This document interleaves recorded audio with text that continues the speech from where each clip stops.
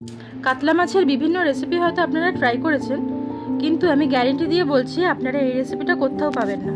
থাকছে একটা simple paste যেটা এই রেসিপিটার টেস্টটাকে আরও বাড়িয়ে দেয়। এই রকম গ্রেভি বানানোর জন্য আপনাদের এই রেসিপিটা দেখে নিতে হবে। আমার আজকের রেসিপি দই কাতলা। দই কাতলা বানানোর জন্য আমি কিছু কাতলা মাছ নিয়ে নুন হলুদ মাখিয়ে ম্যারিনেট করে 10 মিনিট রেখে দেবো।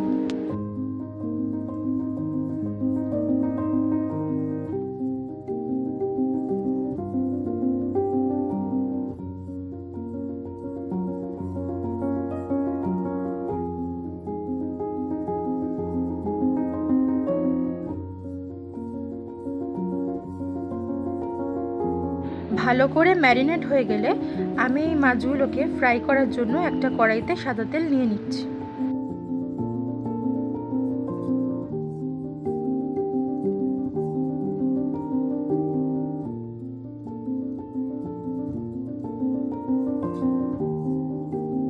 তেলটা যখন গরম হবে আমি মাছগুলোকে একে একে তেলে ছেড়ে দেবো।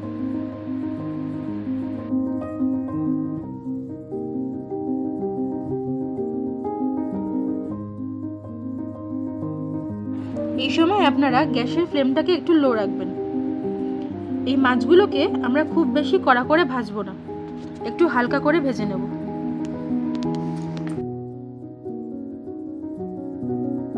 আমি মাছগুলোকে একে একে তুলে নিলাম।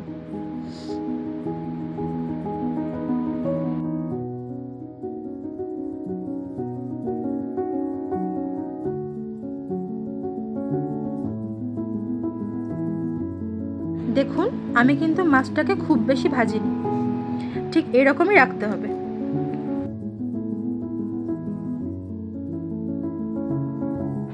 মাছের গ্রেভি বানানোর জন্য আমি পেঁয়াজ, আদা, রসুন আর লঙ্কা একসাথে মিক্সিতে বেটে একটা মশলা করে নিচ্ছি।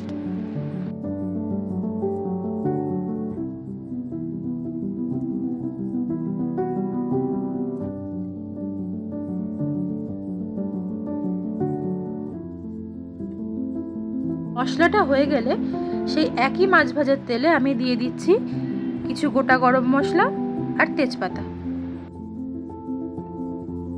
এবার কিছুক্ষণ নাড়াচাড়া করে ঢেলে দেব মশলার মিশ্রণটা।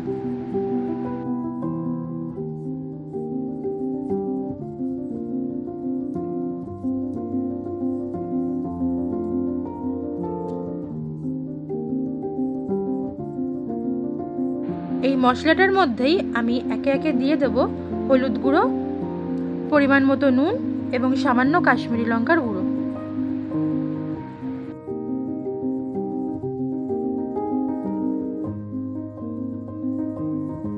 মশলাটা ভাজা হতে হতে আমি আপনাদের দেখিয়ে দিচ্ছি সেই সিম্পল পেস্টটা যেটা আমার এই রান্নাকে সবার থেকে আলাদা করবে।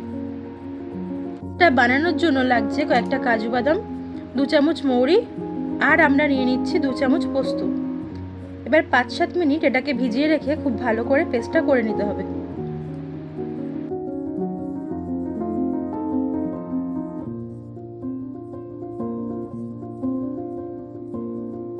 এবার মশলাটা হালকা ভাজা হয়ে এসছে, এবার আমরা যে পেস্টটা বানালাম সেটা দিয়ে দিচ্ছি।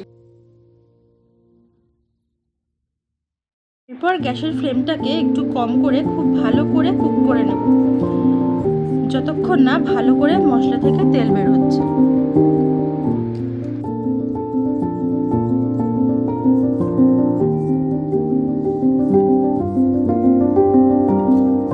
দেখুন মশলাটা ফুটতে লেগেছে। এরপর আমি অ্যাড করে দিচ্ছি 1 কাপ টক দই, দিয়ে পুরো মশলাটার সাথে ভালো করে মিক্স করে দিচ্ছি।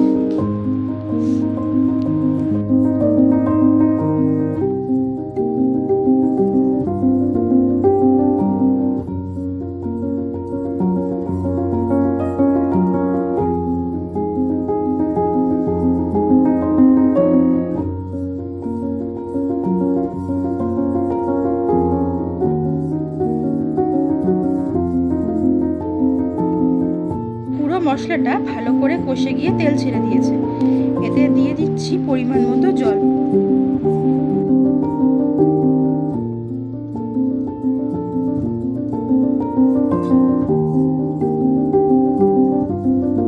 এবার গ্রেভিটা একটু ফুটে আসলে আমি একে একে ভাজা মাছগুলো দিয়ে দেবো। এরপর কিছুক্ষণ এটাকে ফুটিয়ে নিলেই আমাদের দই কাতলা রেডি।